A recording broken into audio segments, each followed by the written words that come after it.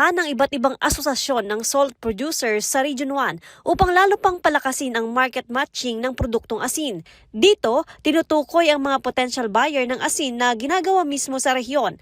Pinangunahan ng BFAR Region 1, katuwang ang DTI at iba pang ahensya ang aktibidad.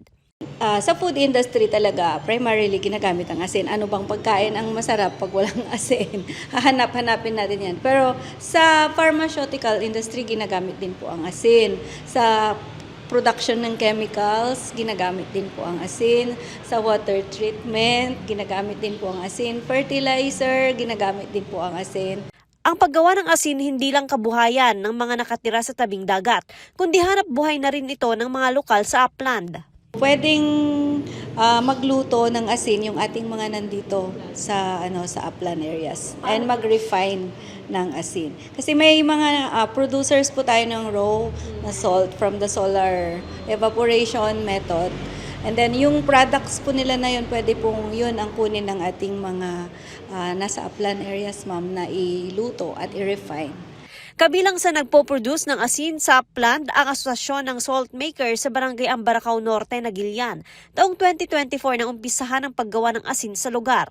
Daytoy makatulong iti komunidad handa maapan ilin, adamat ti basi nga paglakwan mi iyayan, ken ditoy matan actually mostly dit agbalbalin nga token isunan ti BFAR. Ang probinsya ng Pangasinan ang biggest producer ng asin sa Rehiyon 1. Aminado rin ang asosasyon sa lalawigan na nananatiling malaking hamon sa kanila ang pagtukoy sa potential buyers.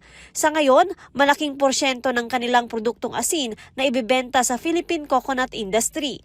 2 taon pa lang kaming nagtitinda sa PCA, Philippine Coconut Authority. Talaga ang buyer noon dati is from Manila, ganon.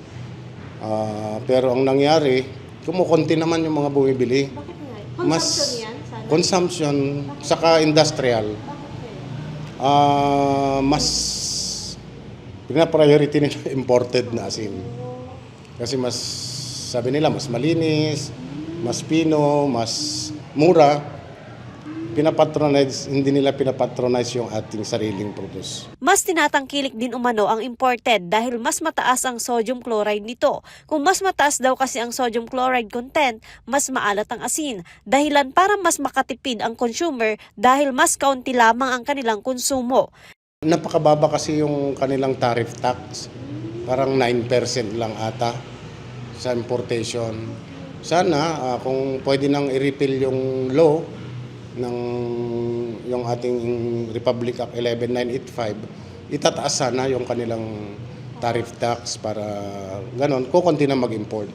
Ganun pa man, tinatarget pa rin ang local companies para maging potential buyers ng salt producers ng Region 1. Joan Ponsoy, Balitang Solid North.